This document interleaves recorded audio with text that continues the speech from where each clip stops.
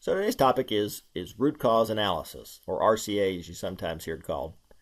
Root cause analysis is one of those tools that really everybody who works in a plant, anybody who has any role in improvement of equipment or processes within a plant needs to be aware of these types of tools. So let's focus today on a process called PROACT. That's the PROACT methodology. It's a very specific root cause analysis technique. I was very fortunate early in my career to be able to be on a team with many great reliability pioneers developing that methodology. And later I was on a team to build the software companion that went along with it to make it a little bit more automated. So let's take a look. PROACT is an acronym for these 5 steps. So preserving failure data. The O stands for ordering the analysis. A is for analyzing the data. C is for communicating findings and implementing recommendations. And then finally, the T is for tracking to make sure you actually resolve the problem. So let's dig into each one of these. So no matter what type of problem you have, whether it be an equipment problem, a process problem, a quality problem, these categories of data should help you to define what you need to collect. So let's just look at each one very quickly. So parts, that's pretty obvious. You know, if it's some sort of equipment failure, looking at say a broken bearing or a broken shaft or some sort of mechanical issue or electrical component, getting the failed part and being able to analyze it. For instance, being able to take a part and send it to a metallurgist to take a look and let you know whether it was a fatigue failure, overload, corrosion, whatever. People information's pretty straightforward as well. This could be witnesses to the incident or other experts that you want to interview to get some information from. Positional information. This is probably the one that's most misunderstood, but maybe the most important. Positional information is information that's kind of sequenced. So think about it in terms of maybe sequenced in time. So for instance, we seem to always have this problem when the A shift is on, or maybe we only have this problem when it's cold outside. So maybe it's a temperature related issue. Maybe it's related to the product you're making. So when we're making product A, we don't have the issue. When we make product B, we seem to see more of the issue occurring. So you're really looking for correlation, and we have so much digital data today coming off of our machines and so many different systems to be able to analyze that data, that looking at correlations between different variables is one, it's never been easier. We've never had as much data as we have today, and being able to see those correlations is critical. Paper information. Now, paper information is things, typically historical information around what we would normally see on paper, reports like training records or inspection data, work orders, purchase orders, specifications, requirements. Those are all the types of things that we would normally relate as paper data. And then finally, paradigms is a close cousin to people information. And what we mean by that is, as you're talking to people about a particular event and you start to hear themes, or the people talking about the same kind of themes throughout, a good example might be, they say safety is number one, but, we all know that, production's really number one. Well, if you hear that from enough people, whether it's true or not, if you hear that from enough people, that's their perception. And sometimes perception is reality. So you really want to look and listen for themes when you're talking to different people at different times, because the paradigms will kind of sneak out. And be honest with you, that's a lot of underlying root causes are built around the cultural paradigms that exist within a plant. So really need to keep your ears open for the themes that come through as people are talking. Okay, so that's data collection. So, step one is, there's no analysis unless you're collecting data. Okay, step 2 is you need to put together an effective team. So an effective team, really, it's several things, but I'm going to start with the bottom bullet here. You need to start with a small team. Small teams of smart people is what you want. So you don't want to have a team with 10 people or 15 people. You end up with, a lot of people talking over each other, or maybe worse, you got 5 people sitting there who don't even know why they're there and they're not contributing. So we want to make sure we got the right people, and we want to keep fairly small teams. Not too small, not one person or 2 people or whatever, but we seem to think about 5 people seems to make pretty good sense. As far as their backgrounds, we want a diverse group. We don't want, all mechanical engineers who work in, Department A. We want some people from different areas, maybe people who are knowledgeable but not necessarily about that specific problem. So, because you want people to ask questions, you want people to challenge things. You don't want people all with the same kind of background and mentality about the issue. And then you want to make sure that the person who's kind of leading the RCA or the team is not the expert in the failure or the event that you're studying. You want them to be expert in facilitating through the RCA process, but you don't want them to be the expert in the problem, because they're going to lead the team into a certain direction, and a lot of people will feel like, well, if that person's leading the team and they're the expert, I'm not going to bring up this idea, or I'm not going to bring up this thought. So you want an unbiased kind of facilitator type running the RCA, and then you want your experts as team members.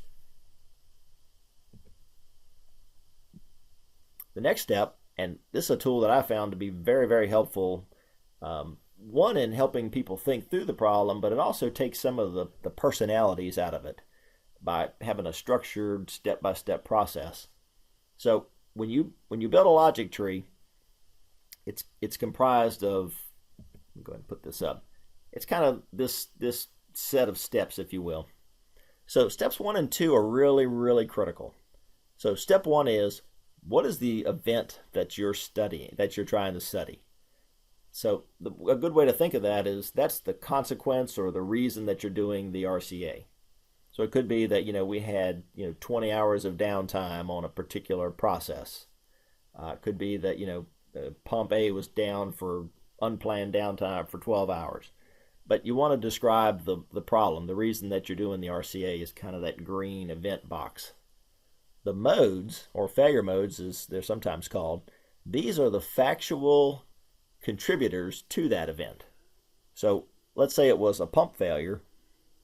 As we did our data collection, we may have identified that, we can see that it was a bearing issue. Maybe the inboard bearing locked up. We can look at it. The cage is broken apart. So we can clearly see that it's some sort of bearing issue. Now, we don't know why the bearing failed. So we don't know really what the cause or root cause is. All we know is we got a pump failure. That's the event. We know we got the modes. That is the factual piece. In this case would be, say, a bearing. Then we move into the hypothesis phase. So we start to ask ourselves, and the question is very specific, how can? Now, a lot of people will say, you'll use like the 5 whys, or people ask why 5 times. Well, if you think about it, if you ask the question why, you're going to get somebody's opinion. But if you ask how can, what you're going to get is, all the different possibilities. So as an example, how can a bearing fail?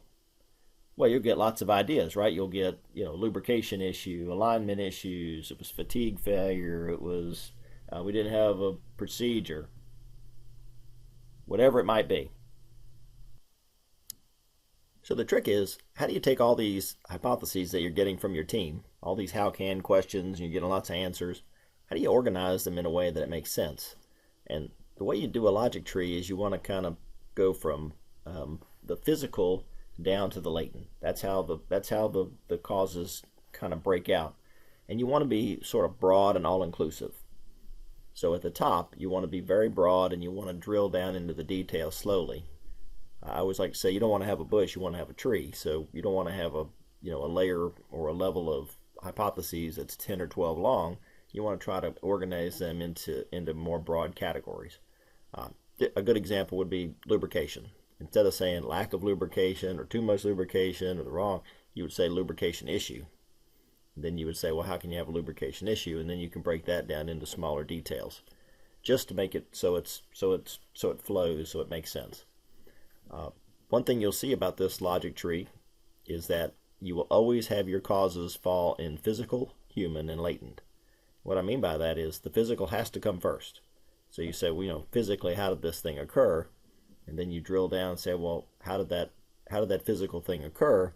what was the human interaction that caused that? And then finally, why did that person do or not do what they said? So the logic tree really helps you think through. And what I'm going to do now is I'm going to go through a practical example of walking through sort of a typical RCA logic tree so you can see how it works.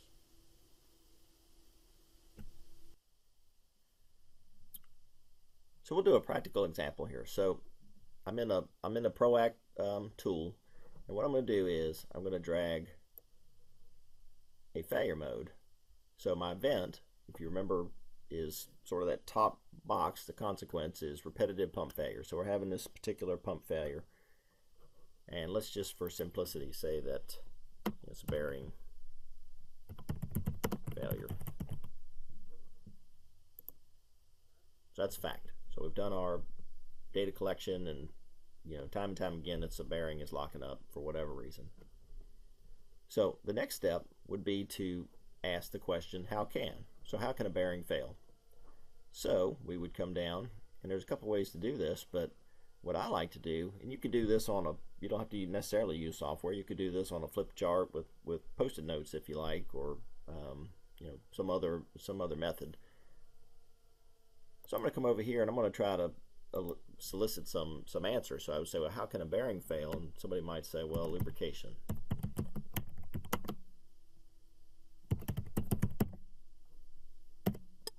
Maybe it's fatigue,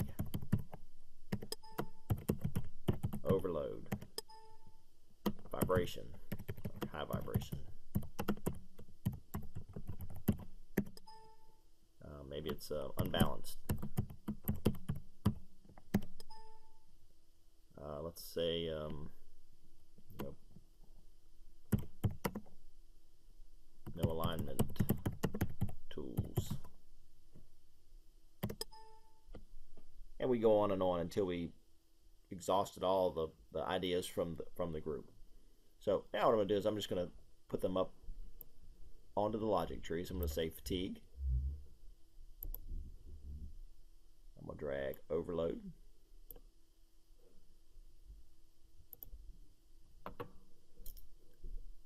And I'm going to go ahead and populate some more of the tree so you don't have to watch me do all that.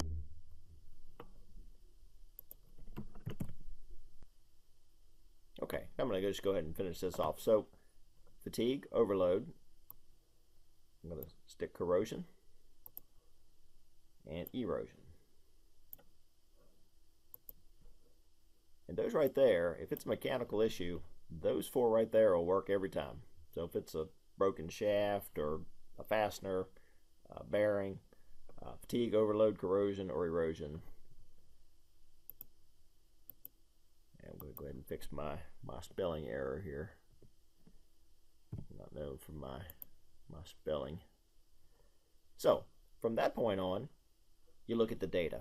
So you look at the bearing and you say to yourself, okay, was this a fatigue failure, overload? And if you don't know, you send it off to somebody who does. You might have a metallurgist on staff. You might have maybe a corporate metallurgist you could send it to. But they can look at it and they can kind of give you some idea of which path to go down on this tree. So let's just say it was fatigue in this case. So what I'm going to do is I would say that these are not true. So I'm going to go ahead and X those off based on the feedback of my metallurgist. And I'm going to say that was true. So then my next question is, how can you have fatigue? So I could put high vibration. Now, a lot of these things can cause vibration. Misalignment can cause vibration. So you have to start to think in cause and effect. If you think about alignment, misalignment causes high vibration. And I'm just going to do these real quick just so you can get the feel for this. So how can I have misalignment? Well, either I have it during the installation, so I didn't align it properly to begin with, or it happens somehow during operation. Okay, and again, I'm just going to do this very quickly. So if I say during installation, you'd say, well, why would somebody not align it properly? and you can get into some of the latent roots. So it might be things like, let's scroll down on some of these, could be maybe we don't have good alignment tools. Perhaps we have alignment tools and we don't have alignment training. Maybe people don't know how to use them. Perhaps they're being pushed so fast that they don't have time to do an alignment. They're telling them, when we're going to get it started back up. How long is it going to take? So maybe there's a lack of time to even do a proper alignment. So to kind of put these into context, high vibration would be our physical root. Misalignment would be true. During installation would be our human root. And then the reasons for our issue would be, or our latent issues would be maybe no tools, lack of training, maybe lack of time.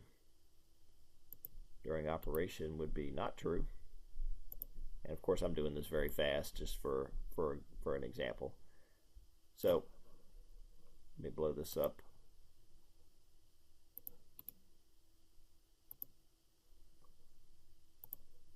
Just so you can kind of see it a little bit better.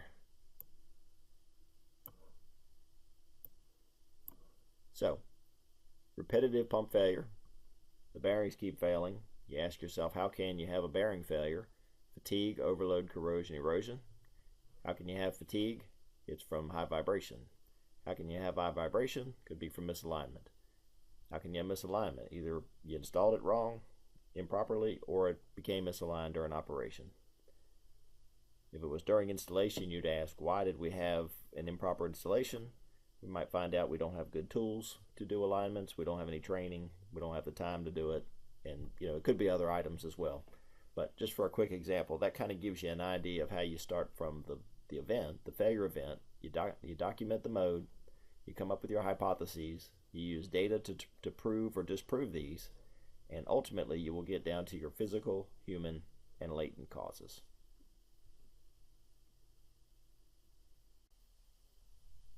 So, some different types of causes that you might want to look at. So, physical, human, latent. And if you remember nothing else, remember that they always come in that order. So you'll never have a human root above a physical root. You'll never have a latent root above a human root. So physical roots are things like high vibration. A tube is plugged or fouled. Could be pipe strain. Could be overload. Then you start to get into human roots. These are the actions that people have taken or haven't taken. Maybe somebody was supposed to open a valve and didn't. Maybe somebody, opened the wrong valve. So failed open valve, misalignment, ran pump dry, improper installation. These are all things that you could relate back to an action or inaction by a human being. You drill on beyond that, and this is where the why question comes in. You'd say, well, why did they fail to do that? Or why didn't they follow that procedure? Or, they followed the procedure, why didn't it work? And you get into the latent roots, and these are the true root causes. This is lack of training, lack of time, improper installation, drawings not updated, and the list can go on and on. But this should give you a pretty good feel for, what do we mean by physical, what do we mean by human, what do we mean by latent root causes. So then step 4 of the process is, what do you do about it? So once you identify your root causes, you need to make sure that you take some actions to make sure that you mitigate or eliminate them. So the idea is you prepare some sort of communication to let everybody know what the root cause was. That could be a formal report, could be something of a summary report, or something very detailed depending on the complexity of the problem. You need to make sure that decision makers are in alignment with whatever actions you want to take. So that could happen maybe at a meeting and getting your leadership together and say, hey, this is the causes, this is what we came up with, and these are the actions that we'd like to take to mitigate it in the future. But the idea is to get buy-in to do those actions, implement those corrective actions so you make sure you mitigate that in the future. And then finally, the last step is to make sure that you track, make sure that you've done all the steps, you've put in the corrective actions. Are you seeing less pump failures from that particular pump? So you just want to go and look at your data systems and make sure that yes, indeed, we have solved that problem or we've mitigated the impact of that problem. So you want to have some sort of process in place to make sure that you actually have indeed eliminated that problem. So just a quick conclusion overview. Look for chronic repetitive issues. We have sporadic failures and you have chronic and repetitive failures. There's lots and lots of opportunity by going after chronic and repetitive issues. And I'm sure if you thought through and looked at your data, you'd see that you have some equipment that just has issue after issue, where other equipment runs, pretty reliably most of the time. So, use your data systems to go through and look for chronic repetitive issues that you can apply this tool to. You got to collect data. Use the 5 Ps and go through and collect the data to solve these problems. That could be the physical, parts data, could be process and correlation type data, paper data, even cultural paradigm type data. Accurately define the problem. Use that logic tree, because the logic tree is effective. It helps the team think through the problem. It strips away all the personalities of particular individuals and it makes people kind of follow a step-by-step approach. And then finally, make sure your senior leadership is in the know. They know what you found. They know what corrective actions you'd like to do, so that you get buy-in to taking the actions to physically solve that problem. And if you want to learn more about this process, look for the root cause analysis book, Improving Performance for Bottom Line Results. It's the 4th edition of this book. We started this book many years ago, probably 15, maybe 20 years ago. We revised it 4 times to kind of take the latest thinking in root cause analysis. So look for this book on Amazon, and there's a number of different places you can get it. But this will give you all the details on how to do this process. So thanks for listening. I hope that these tools come across as simple enough to use on everyday problems, where you can get started pretty easily, pick a problem, get some data, get a group together, use that logic tree process to go through it, find what your causes are, implement the actions so that you can see the benefits of this process, because I can assure you, if you use it, you will solve many, many problems and see tremendous, tremendous business outcomes as a result of doing this.